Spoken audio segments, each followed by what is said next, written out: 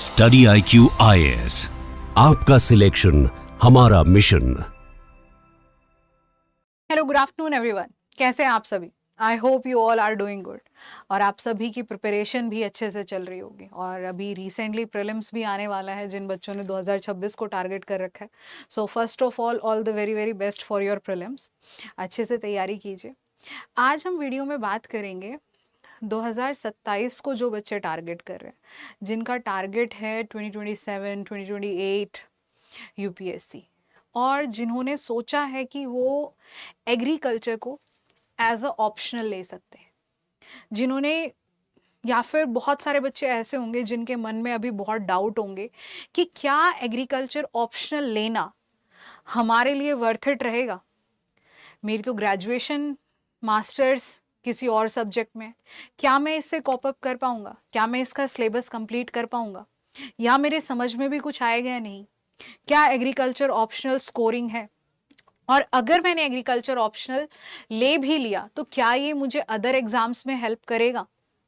ऐसे बहुत सारे सवाल उन बच्चों के मन में होंगे जो 2027, 28 और 29 को टारगेट कर रहे हैं। I am here today to discuss all the questions with you. आज हम इन सब के बारे में बात करेंगे कि बच्चों के मन में क्या क्या डाउट रहते हैं और कैसे हम इनसे टैकल कर सकते हैं।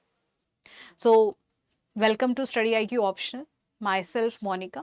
एंड अगर मैं अपना इंट्रोडक्शन आपको दूँ तो मेरी ग्रेजुएशन मास्टर्स एग्रीकल्चर में है, basically plant biotechnology. And after that फिर उसके बाद मैंने नेट क्वालिफाई किया है और यूपीएससी मेंस 2 बार ही लिखा है, 1 बार ही इंटरव्यू अपेयर किया है एग्रीकल्चर ऑप्शनल से। And when I was preparing, और जब मैंने मेंस दिया था, इंटरव्यू दिया था, तो मेरे सबसे हाईएस्ट स्कोर थे एग्रीकल्चर ऑप्शनल में, बिकॉज ये मेरा बैकग्राउंड था।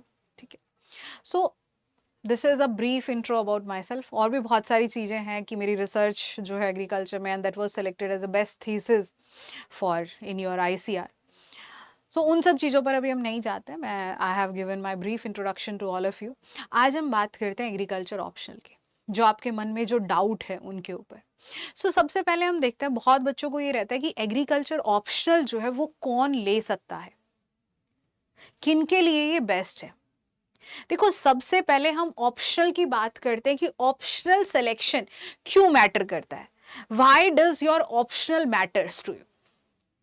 देखो, अगर मैं यूपीएससी की प्रिपरेशन की बात करूं तो इसके अंदर बहुत सारे सब्जेक्ट्स हैं। आपको हिस्ट्री पढ़नी है, फिर हिस्ट्री के अंदर medieval, ancient, modern, your art and culture, फिर जीएस के अदर हो गए, आपके इंटरनेशनल पॉलिटिक्स हो गया, इंटरनेशनल रिलेशन हो गया, science, economy, and many more subjects are there, ethics.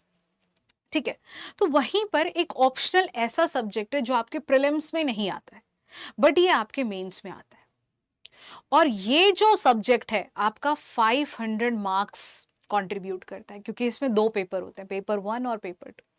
अब एक चीज देखो, जो जीएस के सब्जेक्ट्स हैं सभी स्टूडेंट्स के लिए कॉमन है। अगर 10 लाख बच्चे भी यूपीएससी में अपीयर हो रहे हैं तो उन सभी ने वो सभी जीएस के सब्जेक्ट पढ़ने हैं। उन्होंने हिस्ट्री भी पढ़नी है, पॉलिटी भी पढ़नी है, ज्योग्राफी भी पढ़नी है, सोसाइटी भी पढ़नी है, एथिक्स भी पढ़ना है, ऐसे सब कुछ पढ़ना है। बट डिफर कहाँ करते हैं वो? ऑप्शनल में। अब ये जो आपका ऑप्शनल है ये अब बहुत ज्यादा मैटर करता है। बहुत सारे बच्चे जो है भीड़ की तरफ भागते हैं कि सबने एंथ्रो ले रखा है, चलो मैं भी एंथ्रो ले लेता हूँ। स्कोरिंग है भाई, जब 10,000 बच्चों ने एंथ्रो ले रखा है तो why not I should pick up that. बहुत बढ़िया ही ऑप्शन होगा, एंथ्रो ले लेते। चलो PSIR ले लेते हैं, बहुत बच्चों ने ले रखा है। ज्योग्राफी, अरे मेरे सारे फ्रेंड्स के पास ज्योग्राफी है और जिससे भी पूछता हूँ सबका ऑप्शनल ज्योग्राफी है, तो मैं भी ले लेता हूँ। ये रियली में मैटर करता है कि जहां पर भीड़ है वहीं पर आप जा रहे हैं, आप वही ऑप्शनल सेलेक्ट कर रहे हैं? क्या ये रियली मैटर करता है? नहीं। जब आप ऑप्शनल सिलेक्शन करते हो तो मैं ये कहूंगी कि एक थॉरली, बहुत अच्छे से आप हर एक चीज को एनालाइज करें, अपने इंटरेस्ट को देखिए कि आपका इंटरेस्ट कहाँ है। क्योंकि ऑप्शनल सिलेक्शन ना, ये सिर्फ आपका यूपीएससी में सिलेक्शन नहीं डिसाइड करता है कि हाँ भाई आप सेलेक्ट हो जाओगे। ये आपकी रैंक, आपका कैडर, आपका फ्यूचर, सब कुछ डिसाइड करता है। क्योंकि ऑप्शनल में अगर आपने अच्छा स्कोर कर लिया और अगर किसी जीएस के सब्जेक्ट में आपने कम स्कोर किया है तो ये उसको ओवरकम कर देगा। जो कमी वहां रह गई थी वो यहां पूरी हो जाएगी। पर ऑप्शनल में अच्छा सिलेक्शन, अच्छा मार्क्स लाएंगे कैसे? अब मेरे पास मान लीजिए मुझे जो है फिलॉसफी, साइकोलॉजी, इनमें बिल्कुल भी इंटरेस्ट नहीं है, मैं पढ़ ही नहीं पाती हूँ वो बुक्स थोड़ी देर के लिए भी। अब मेरे फ्रेंड्स ने सबने साइकोलॉजी ऑप्शन लिया या फिलॉसफी ऑप्शन लिया, एंड आई वाज लाइक कि जब सब ले रहे हैं तो चलो ठीक है, हेल्प हो जाएगी मेरी, दोनों आपस में मिलके पढ़ लेंगे, I will also choose philosophy.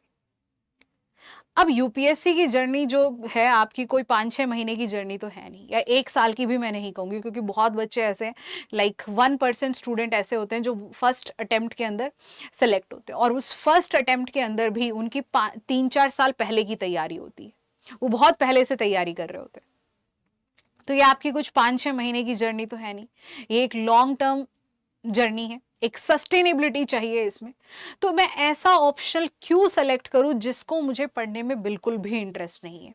First of all, the first thing that should you keep in your mind while selecting your optional, that कि आपका उस सब्जेक्ट में कितना इंटरेस्ट है, आप उसको कितनी देर तक पढ़ सकते हो, आपको वो टर्म्स पढ़ के मजा आ रहा है या नहीं आ रहा, आप जब कोई टर्म देख रहे हो सिलेबस में या उस टॉपिक में, तो आपको उसके बारे में और जानने की इच्छा हो रही है या नहीं हो रही। क्योंकि आपने ना बहुत टाइम तक पढ़ना है इसको, आपको 3-4 महीने में इसको बंद नहीं कर देना है, आपने फिर रिवीजन भी करना है, फिर आंसर राइटिंग भी करनी है। सो एक ऐसा ऑप्शनल सेलेक्ट कीजिए जो कि आपका इंटरेस्ट जिसमें हो, ठीक है। उसके बाद अब यहां बात करते हैं जो मैं आपको बता रही थी सस्टेनेबिलिटी की। देखो बहुत सारे ऑप्शन ऐसे हैं, जैसे PSIR वगैरह हो गया, वहां पर आपको लॉ हो गया, PSIR, मेनी मोर आते हैं, जहां पर आपको करंट अफेयर के अपडेट्स चाहिए, रेगुलरली आपने अपडेट करना है। सो अगर आप कर सकते हैं, if you have the capability in doing that, कि मेरा फर्स्ट ईयर में सिलेक्शन नहीं हुआ, चलो नेक्स्ट ईयर सिलेक्शन हो जाएगा, फिर से आप उसको अपडेट कीजिए सारे नोट्स को, क्योंकि रोज कुछ ना कुछ नया नया होता रहता है, तो ये एक और बर्डन आ जाता है आपके ऊपर।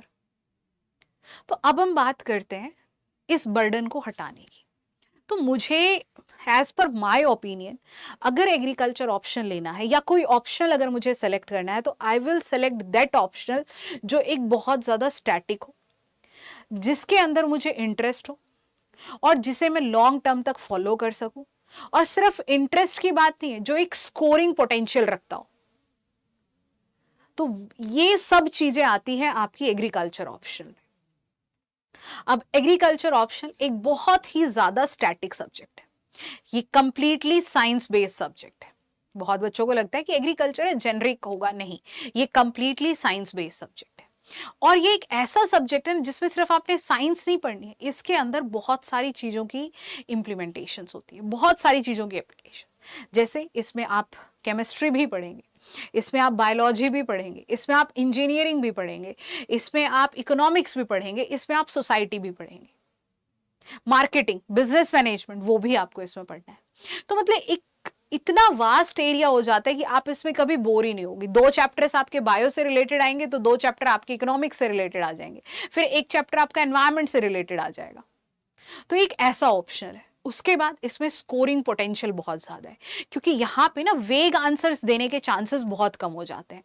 आप फालतू का कुछ भी बना करके नहीं लिख सकते। अगर क्वेश्चन में आपसे पूछा है explain essential mineral for the plant, तो या तो वो क्वेश्चन आपको आता है या आपको नहीं आता, क्योंकि एसेंशियल मिनरल में आप ब्लफ क्या करोगे? आपने एसेंशियल मिनरल की डेफिनेशन लिखनी, उसके बाद आपने क्या लिखना है कि कौन कौन से एसेंशियल और क्यों है ये एसेंशियल, तो ये करेक्ट रहेगा। इसके अंदर एग्जामिनर के पास भी बहुत कम स्कोप रहता है मार्क्स डिडक्ट करने का। मार्क्स डिडक्शन तब होते हैं तब आपके राइटिंग स्किल्स खराब है, आप बहुत जेनरिक लिख रहे हैं, क्योंकि एक साइंटिफिक सब्जेक्ट है, तो आपको कुछ ऐसे वर्ड्स और कुछ ऐसी मॉड्यूलेशंस लानी पड़ेंगी कि हाँ देख के लगे कि हाँ ये एक आंसर अच्छा फ्रेम किया है। आपने GS3 की तरह इसको हैंडल नहीं कर, तो वो स्किल यहां मैटर करेगा फिर। बट अगर आपने ट्रू टू द आंसर लिखा है, you have related it completely to the question, then there will be good marks to.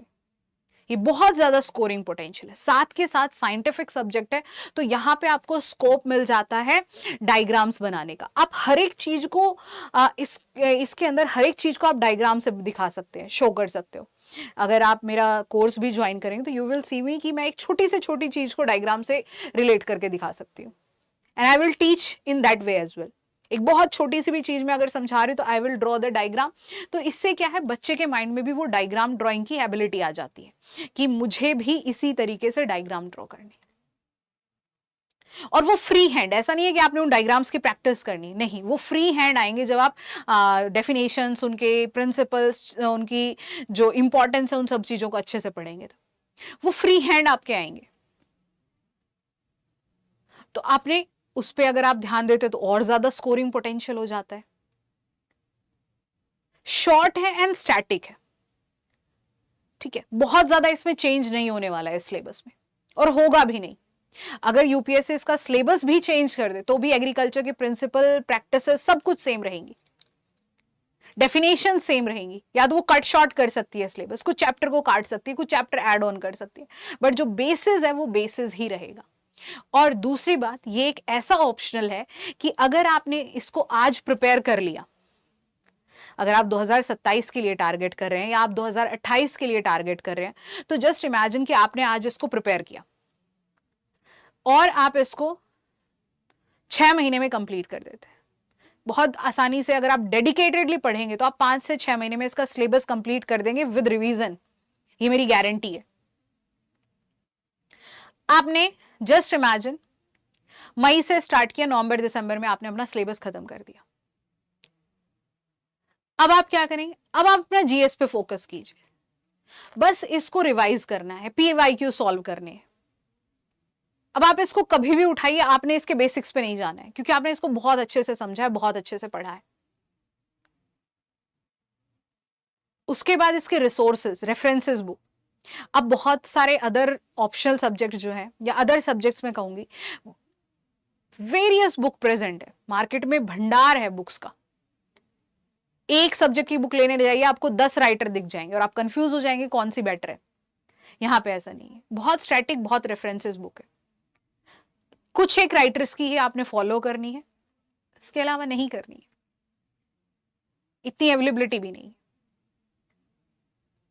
और ये आपको श्योरिटी दिलाती है कि आपने अपने रिसोर्सेज से स्टिक रहना है, आपने अपने रिसोर्सेज को चेंज नहीं करना है। देखो, ये मैं सभी स्टूडेंट को ये चीज बोलती हूँ, मैं आपको भी कहती हूँ, जब भी आप प्रिपरेशन शुरू करते हैं, आप किसी भी चीज की तैयारी कर रहे हो, तो आपने एक चीज अपने माइंड में ये रखनी है कि मैंने जो रिसोर्स सेलेक्ट किए हैं मेरे 100% ट्रू, और मैं इन रिसोर्सेज पर 100% रिलाई करता हूं, भरोसा करता हूं, और कभी भी इनको चेंज नहीं करूंगा।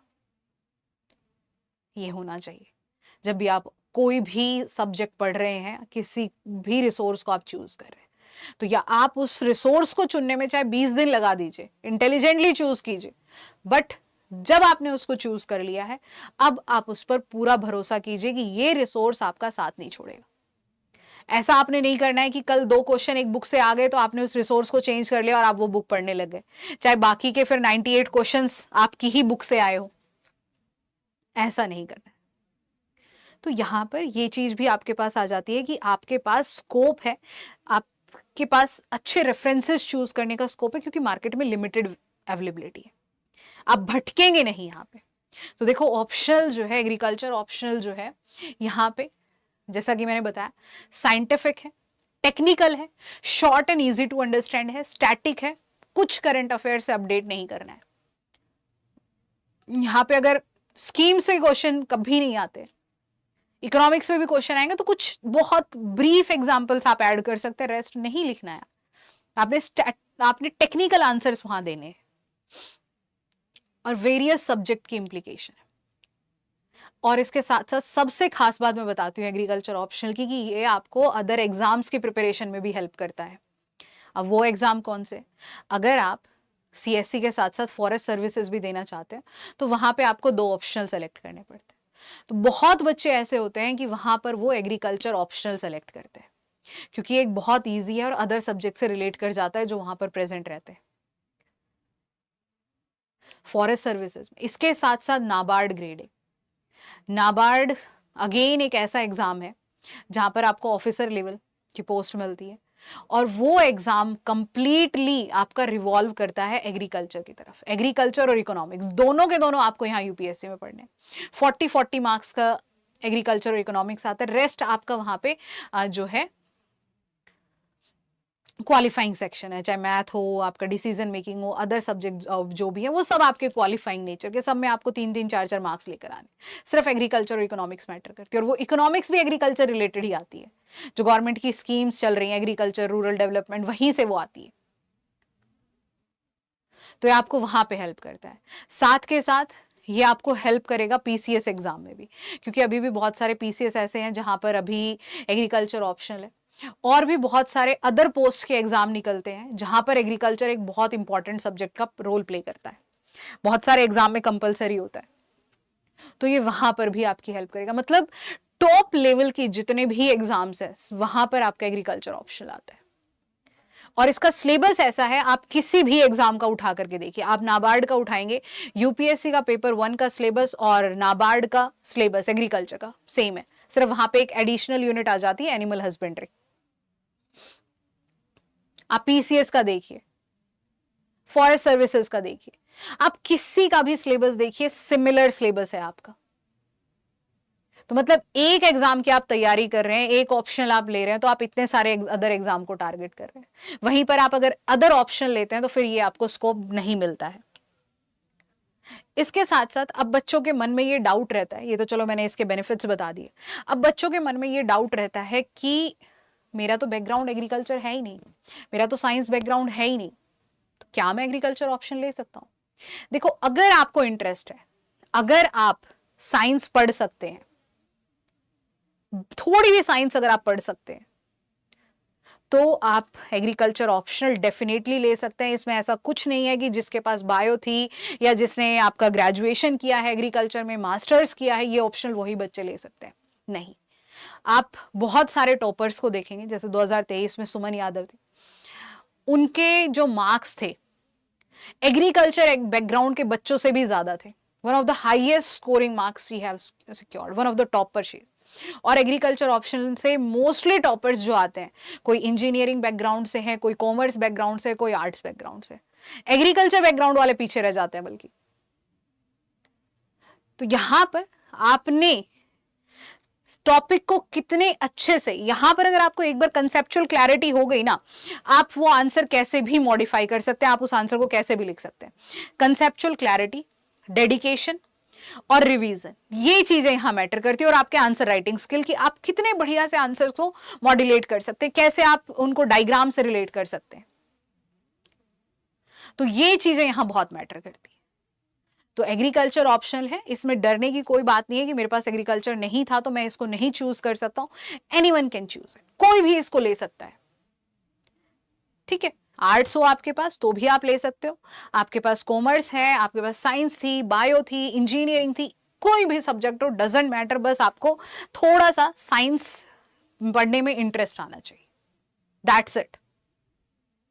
और इसके साथ साथ मैं आपको एक और बात बताना चाहूंगी, जो कि मैंने भी बताया, बहुत सारे टॉपर्स जो है वो अदर बैकग्राउंड से रिलेट करते हैं। तो एग्रीकल्चर ऑप्शन है, डरने की कोई बात नहीं है, बहुत इजी है, बहुत स्टैटिक है। और सबसे खास बात पता है यहाँ पे क्या है इस ऑप्शन कि इस ऑप्शन को बहुत कम बच्चे लेते हैं, क्योंकि बच्चों को लगता है कि हम इसको कर ही नहीं पाएंगे, इसका सिलेबस मुझे समझ में नहीं आएगा।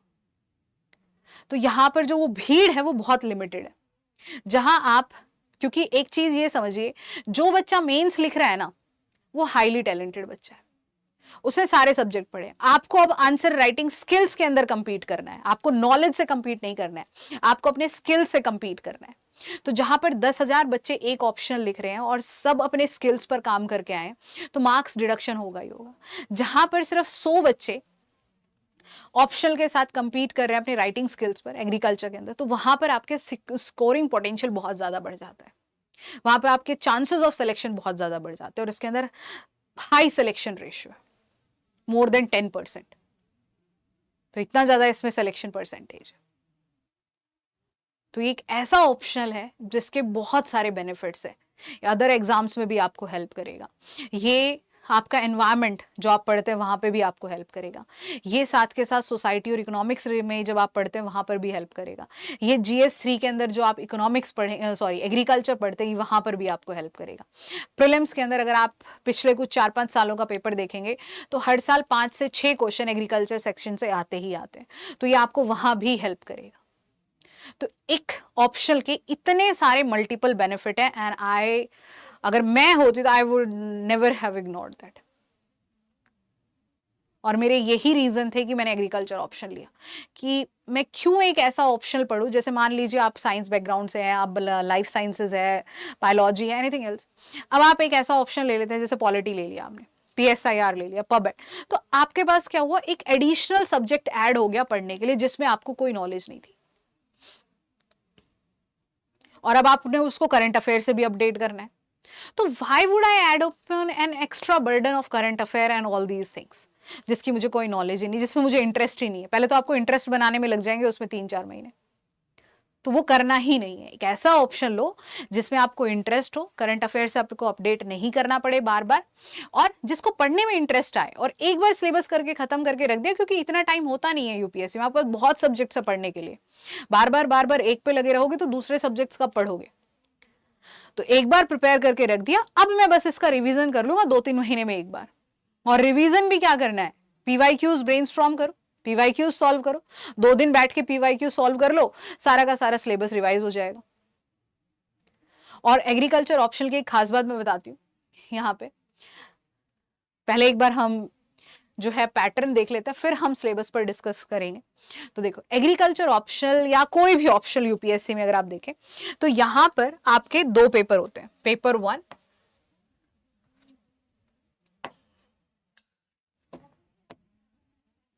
I will choose this, paper 1 and paper 2, दोनों ही 250 मार्क्स के होते हैं, 250 ईच।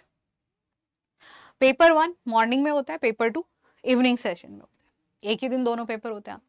अब यहां देखो, पेपर 1 जो है पार्ट ए और पार्ट बी, सिमिलरली पेपर 2 का भी रहता है, part A and part B. ठीक है, अब यहां पर क्या होता है, देखो यहां ये चीज समझते हैं कि ये पार्ट ए और पार्ट बी क्या है। इनके अंदर टोटल पेपर में आपके 8 क्वेश्चंस होते हैं, आपके पास 8 क्वेश्चंस आते हैं, 1 2 3 and 4 5 6 7 8, ठीक है, 4 क्वेश्चन दोनों सेक्शन में। अब यहां पे चॉइस होती है, you have to attempt only, कितने अटेम्प्ट करने होते हैं, 5 out of 8, आपने सिर्फ 5 क्वेश्चन अटेम्प्ट करने हैं 8 में से, ठीक है, 5 out of 8, 5 है और 5 के 5 50 मार्क्स के होते हैं, तो 250 मार्क्स हो गए। तो आपने सिर्फ 5 क्वेश्चन इसमें से करने 8 में से। बट क्या ये 5 क्वेश्चन आप अपनी मर्जी से कर सकते हैं, कोई भी 5 क्वेश्चन कर दिया, नहीं, ऐसा नहीं। जो आपका फर्स्ट एंड फिफ्थ क्वेश्चन है, फर्स्ट एंड फिफ्थ क्वेश्चन जो है आपका, ये कंपलसरी है। दोनों पेपर का सेम स्ट्रक्चर है, इसको आप छोड़ नहीं सकते, अगर आपने छोड़ा तो मार्क्स कटेंगे। उसके बाद अब आपके पास बचे ये 6 क्वेश्चन, अब इन 6 में से कोई 3 क्वेश्चन आपने करने हैं। अब फिर से अगेन ये आता है कि कैसे भी आप 3 कर सकते हैं, नहीं, यूपीएससी ने इसमें भी कंडीशन डाली है। अब वो 3 कैसे करने हैं, देखो, you have to attempt 1 question from each section, आपने एटलीस्ट 1 क्वेश्चन दोनों सेक्शन से करना ही करना है। या तो आप 2 क्वेश्चन यहां से कीजिए, 1 क्वेश्चन यहां से कीजिए, या 1 यहां से कीजिए, 2 यहां से कीजिए, इस तरीके से आपने करना है, ठीक है। तो ये है इसका पैटर्न। अब इसमें क्या होता है, मैं एक चीज और बता देती हूँ, जो पेपर क्वेश्चन नंबर 1 और 5 है, इसका पैटर्न क्या होता है, इसमें 5 सब क्वेश्चंस होते हैं, A B C D और E, ये 10 ईच, 10 मार्क्स का रहता है, एक एक क्वेश्चन 10-10 मार्क्स का रहता है, टोटल 50। दोनों का यही पैटर्न है, same with the paper 2 as well. Rest question जो आपके बचे 2 3 4 एंड देन योर 6, 7 एंड 8। इनका पैटर्न क्या रहता है, यहां पर 3 क्वेश्चन रहते हैं। 6 के 6 क्वेश्चन के अंदर A B C मिलेगा। A 20 marks, B 20 marks, C 10। मतलब इन A B C में से, इन 3 क्वेश्चन में से कोई 2 क्वेश्चन 20 मार्क्स के होंगे और कोई एक क्वेश्चन आपका 10 मार्क्स का होगा। तो ये रहता है इसका पैटर्न। ठीक है, ये हो गया। तो पैटर्न आई होप आप सभी समझ गए होंगे। अब इसके बाद हम बात करते हैं, before moving on with that मैं आपको बताना चाहूंगी कि मार्केट में बहुत कम ऑप्शनल सब्जेक्ट है। और सबसे पहले ये आता है कि बहुत बच्चे ऐसे होते हैं कि मैं खुद प्रिपेयर कर लूंगा, खुद प्रिपेयर, और उसमें उसको 5-6 महीने तो चीज़ों को समझने में ही लग जाता। So why to waste time on that, क्योंकि इतना टाइम आपके पास है नहीं कि आप उसको वेस्ट करें। तो बेटर है एक कोर्स खरीद लें। तो जो हमारा एग्रीकल्चर ऑप्शनल का कोर्स है, उसको इस तरीके से डिज़ाइन किया गया है कि आप मल्टीपल एग्जाम्स को उसके साथ टारगेट कर सकते हैं। नाबार्ड भी कर सकते हैं, स्टेट PCS भी कर सकते हैं, आप agriculture optional CSC, forest services, दोनों के लिए ही आप उसमें टारगेट कर सकते हैं। ऐसा नहीं है कि सिर्फ एक ही सब्जेक्ट एक ही एग्जाम के लिए है। और सबसे खास बात यह कि हमारा जो बैच है वो 11 मई से स्टार्ट होने वाला है, नया बैच है। और हमारे कोर्स के जो प्राइस है 17,999। अगर आप ये कोड यूज करेंगे MYLIVE MYLIV कोड यूज करेंगे तो आपको 17,999 रुपीज में पूरा कोर्स मिल जाएगा। इतने कम प्राइस पर एग्रीकल्चर ऑप्शनल का कोर्स और कहीं अवेलेबल नहीं है। और हमारे कोर्स में मैं बता देती हूँ, आपको 400+ लाइव लेक्चर मिलेंगे, रिकॉर्डेड लेक्चर्स मिलेंगे, साथ के साथ यहाँ पर आपको हर एक चैप्टर के PDF नोट्स मिलेंगे, आपको क्लास नोट्स मिलेंगे, रेगुलर आंसर राइटिंग सेशंस होंगे, टेस्ट सीरीज होंगी, पर्सनल मेंटोरशिप सेशंस होंगे, doubt session and many more things in this course eight just 17,999 rupees. तो अब चॉइस आपकी है कि आप इतना कुछ मिस करना चाहते हैं या आपको ये सब चाहिए। And I promise you that you will not regret buying this course. हम बिल्कुल बेसिक से पढ़ेंगे। जिन बच्चों के बेसिक्स क्लियर नहीं है, पहले हम उनके बेसिक्स क्लियर करेंगे, फिर हम एडवांस लेवल पे जाएंगे। आपको कभी भी इस चीज की शिकायत नहीं होगी कि मुझे तो एग्रीकल्चर में कुछ समझ में ही नहीं आ रहा है। आप एक बार समझिए, 2 बार समझिए, 3 बार समझिए, फिर भी नहीं आता है तो there will be doubt class as well. और आप मेरा टेलीग्राम चैनल ज्वाइन करना मत भूलिएगा, क्योंकि अगर आपका एग्रीकल्चर ऑप्शनल भी नहीं, अगर आपका एग्रीकल्चर सब्जेक्ट है तो आप ये टेलीग्राम चैनल जरूर ज्वाइन कीजिएगा, क्योंकि यहाँ पे आपको सभी एग्जाम रिलेटेड नोट्स मिल जाएंगे, आपको रेगुलर अपडेट्स मिल जाएंगे, करंट अफेयर मिल जाएंगे। So don't forget to subscribe this for daily updates on agriculture. Description में लिंक होगा कोर्स का भी और ये ऑप्शनल का भी, @monica_yadav_agriculture ये मेरा चैनल है, ये प्रोफाइल पिक होगी वहां पर। और बहुत बच्चों ने पहले एक चैनल ज्वाइन कर रखा था जो कि अब एसेसेबल नहीं है, तो ये नया चैनल है, प्लीज इसको ज्वाइन कर लीजिएगा। सो हम बात कर रहे थे एग्रीकल्चर के सिलेबस के ऊपर। देखो, अब यहां पर अगर मैं इसके सिलेबस की बात करूं तो जैसा कि हमने बात किया था पेपर 1 एंड पेपर 2, तो देखो यहां पर ना एग्रीकल्चर ऑप्शन के अंदर जो पेपर 1 है थोड़ा सा जेनरिक है, पेपर 2 है थोड़ा ज्यादा टेक्निकल है, वहां बायोलॉजी रिलेटेड चीजें ज्यादा आ जाती है। तो पेपर 1 जो है इसके अंदर आपका सबसे पहली यूनिट है वो है इकोलॉजी। यहाँ आपका जो एनवायरमेंट है ना, जो आपका इसमें भी आता है, आपका प्रीलिम्स में आता है, GS में आता है, वो सारा यहाँ कवर हो जाएगा, तो वहां से रिलेट कर रहे हैं। तो पहली यूनिट है इकोलॉजी।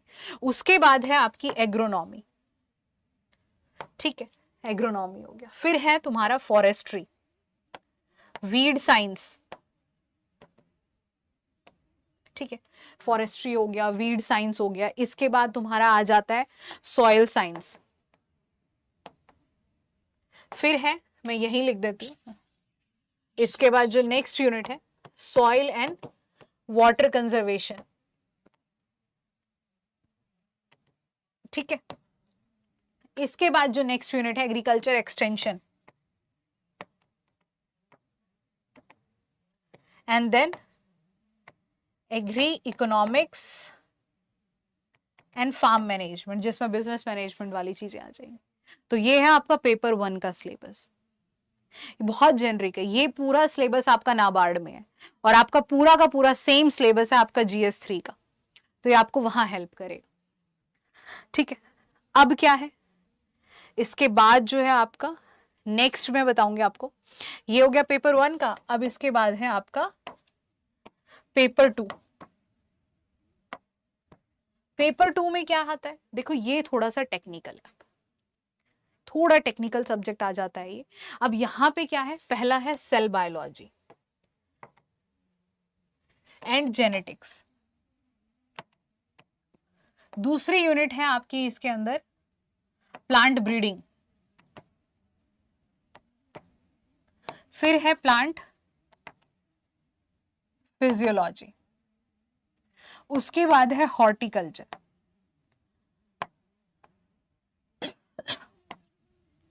फिर है आपका एंटोमोलॉजी।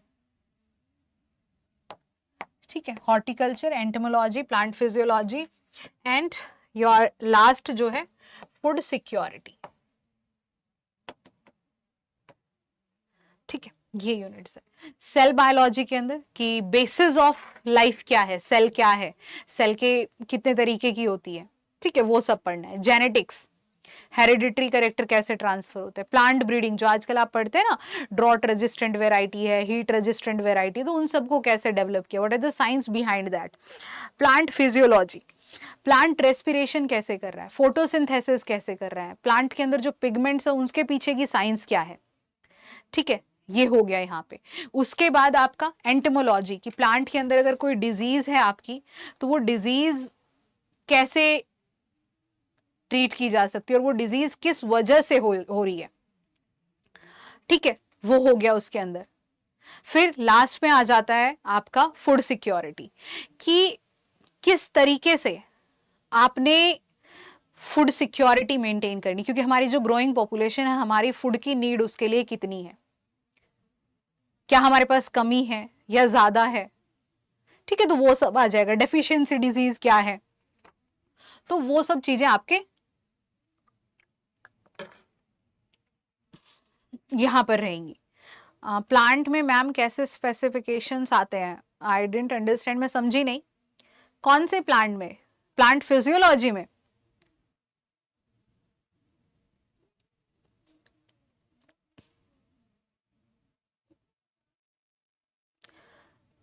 एक तो आप मेरा टेलीग्राम चैनल ज्वाइन कर लीजिएगा, ये मैं सभी से कह रही हूँ, जितने भी स्टूडेंट्स हैं लाइव देख रहे हैं, तो आप टेलीग्राम चैनल प्लीज ज्वाइन कर लीजिएगा, क्योंकि वहाँ पे आपको एग्रीकल्चर रिलेटेड डेली अपडेट्स मिल जाएंगे। अगर आप प्लांट फिजियोलॉजी के बारे में पूछ रहे थे, तो प्लांट फिजियोलॉजी जैसे हमारी बॉडी है, हमारी बॉडी के अंदर रेस्पिरेशन हो रहा है, हमारी बॉडी के अंदर में एक्सक्रीशन हो रहा है, न्यूट्रिशन हो रहा है, तो प्लांट के अंदर भी कुछ ना कुछ प्रोसेस चलते रहते हैं। जैसे आपका प्लांट के अंदर हो गया फोटोसिंथेसिस, रेस्पिरेशन, तो उसके पीछे की साइंस क्या है। जब प्लांट के अंदर रेस्पिरेशन हो रहा है तो प्लांट में हो क्या रहा है, प्लांट फोटोसिंथेसिस कर रहा है तो उसमें हो क्या रहा है। प्लांट ग्रीन कलर का है या प्लांट के फ्लावर रेड कलर के, तो why they are, what is the pigment behind that, तो वो सब आ जाएगा। तो पेपर 2 जो है वो थोड़ा सा आपका टेक्निकल रहता है। ठीक है, एंड पेपर 1 थोड़ा जेनरिक रहता है, तो ये एक बैलेंस मेंटेन रहता है। बट दोनों के दोनों बहुत अच्छे पेपर है, बहुत इंटरेस्टिंग है। अगर आप इनको थोड़ा सा भी ध्यान से पढ़ेंगे तो आपका डेफिनेटली सिलेक्शन सिक्योर है। अब कैसे सिलेबस को हैंडल करना है, ये वीडियो बहुत लंबी हो जाएगी अगर मैं यहाँ पर सब कुछ डिस्कस करूंगी, तो हम सेकंड पार्ट में हम डिस्कस करेंगे, बट अभी थोड़ा सा मैं आपको बता देती हूँ। देखो, ऑप्शनल लेने से पहले आपने जो मैंने इसका सिलेबस आपको बताया, तो अब इसका सिलेबस उठा लो, ठीक है, और इसके PYQ उठा लो। और एग्रीकल्चर एक ऐसा ऑप्शनल है जिसके अंदर डायरेक्ट आपके सिलेबस से उठा करके क्वेश्चंस फ्रेम किए हुए हैं। मतलब आपने सिलेबस का एक भी कीवर्ड मिस नहीं करना है, क्योंकि कीवर्ड से ही वहां क्वेश्चन बनते हैं। बोथ हैव डिफरेंट फंक्शंस, ठीक है, बट दोनों की बॉडी फॉर्मेशन सब कुछ अलग है, बट लाइफ प्रोसेसेस, इनको हम बोलते हैं लाइफ प्रोसेसेस। जितने भी ऑर्गेनिज्म है, मैं थोड़ा टेक्निकल बता देती हूँ आपको, वैसे तो मुझे ये बताना नहीं चाहिए। जितने भी लिविंग ऑर्गेनिज्म है, चाहे वो यूनिसेलुलर है, चाहे वो मल्टी सेलुलर है, चाहे वो प्लांट है, चाहे आपके एनिमल्स हैं, चाहे ह्यूमन बीइंग है, चाहे आपका अमीबा है, कोई भी ऑर्गेनिज्म हो, सभी को जीवन के लिए कुछ स्पेसिफिक फंक्शन परफॉर्म करने होते हैं। जैसे कि आपका न्यूट्रिशन हो गया, रेस्पिरेशन हो गया, एक्सक्रीशन हो गया, रिप्रोडक्शन हो गया।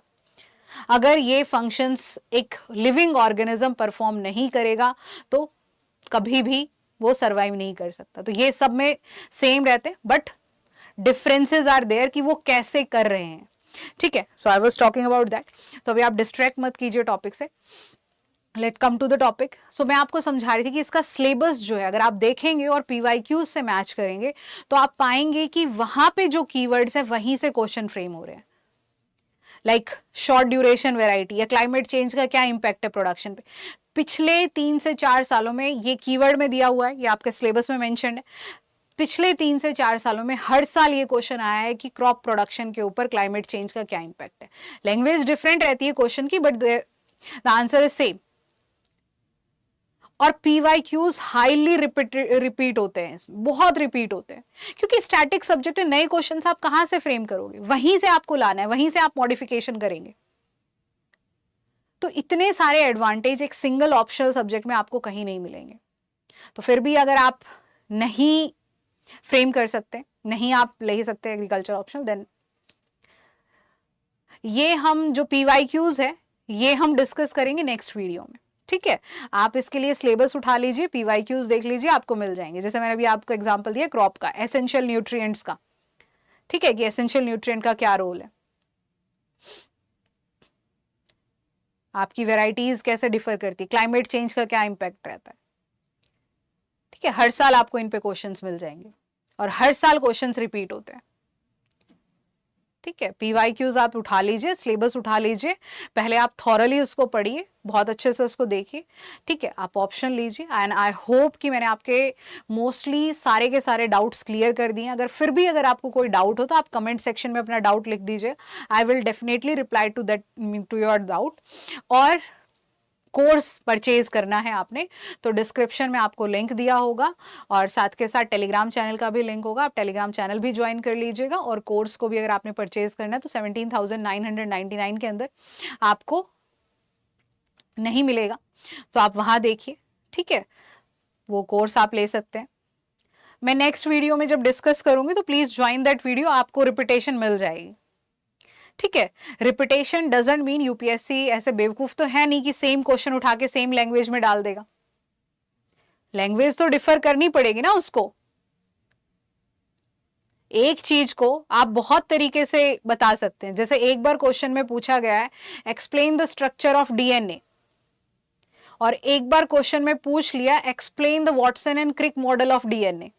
Both the answer are same, क्योंकि DNA का जो स्ट्रक्चर है वो किसने दिया था, वॉटसन एंड क्रिक ने ही दिया था। ठीक है, आपको इन्फॉर्म कर दिया जाएगा, डोंट वरी। इसके लिए आप मेरा टेलीग्राम चैनल ज्वाइन कर लो, आपको वहां से मिल जाएगी इन्फॉर्मेशन। सो अगर आपके और भी कोई डाउट है, जो अदर बच्चे देख रहे हैं, तो आप भी अपने डाउट पूछ सकते हैं। बाकी आप कमेंट सेक्शन में बता दीजिएगा क्या आपके डाउट है, जो भी आपके इश्यूज है। I will definitely reply to that and join my Telegram channel. और आप कोर्स लिंक दिया होगा। अगर आप अभी भी इस टाइम पे अगर आप टाइम वेस्ट करते हैं, अब भी आप सोचते हैं कि मैं और डिले कर देता हूं अपने ऑप्शनल की तैयारी को, then it's a complete foolishness. ठीक है, इससे ज्यादा फिर आप गलती नहीं कर सकते हैं UPSC प्रिपरेशन में, क्योंकि ये हाई टाइम है जब आपने अपनी ऑप्शनल की तैयारी शुरू कर देनी चाहिए। ठीक है, तो मैं आशा करूंगी कि आप सभी अपने ऑप्शनल अच्छे से चूज करेंगे और एग्रीकल्चर के पर्क्स आपको समझ में आ गए होंगे क्या क्या है। बहुत सारे बच्चों को नहीं पता है, इसलिए कंफ्यूज हो जाते हैं। और कोर्स देख लीजिएगा, आप टेलीग्राम चैनल देख लीजिएगा। Thank you so much, have a nice day and all the very best for your exam. और अगर प्रीलिम्स देना है अभी, all the very very best for your prelims exam. और आपको कोई भी डाउट हो तो प्लीज कमेंट सेक्शन में बता दीजिएगा, I will definitely reply to your comment. Thank you so much. Study IQ IAS, आपका सिलेक्शन हमारा मिशन।